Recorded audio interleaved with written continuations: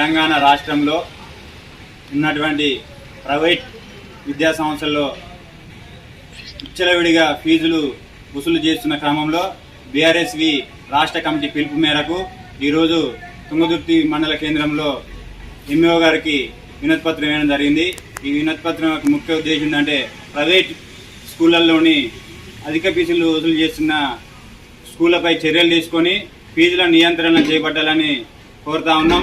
అదేవిధంగా ప్రభుత్వ పాఠశాలలో మౌలిక వసూలు కల్పించాలని మేము డిమాండ్ చేస్తూ ఉన్నాం. అదేవిధంగా రాష్ట్ర ప్రభుత్వానికి మేము ఒక విజ్ఞప్తి చేస్తూ ఉన్నాం. రాష్ట్ర ప్రభుత్వం తమిళనాడు ప్రభుత్వం కనుక ఫీజులను నియంత్రించే విధంగా ఎట్లయితే ఒక జీవో తీసుకొచ్చిందో ఎల్కేజీకి 13,000 అని యూకేజీకి 14,000 అని ఇట్లా ఒక జీవో తీసుకొచ్చి ఫీజులను ప్రైవేట్ స్కూళ్లను నియంత్రించే విధంగా చర్యలు చేపట్టింది. అదేవిధంగా ఇప్పుడు రాష్ట్రంలో ఉన్న రేవంత్ రెడ్డి ప్రభుత్వం రేవంత్ రెడ్డి సర్కార్ కూడా అట్లా ఒక జీవో తీసుకొచ్చి పేద ప్రజలకు నాణ్యమైన విద్య అందించడానికి దోహదపడాలని మేము కోరుతా ఉన్నాం.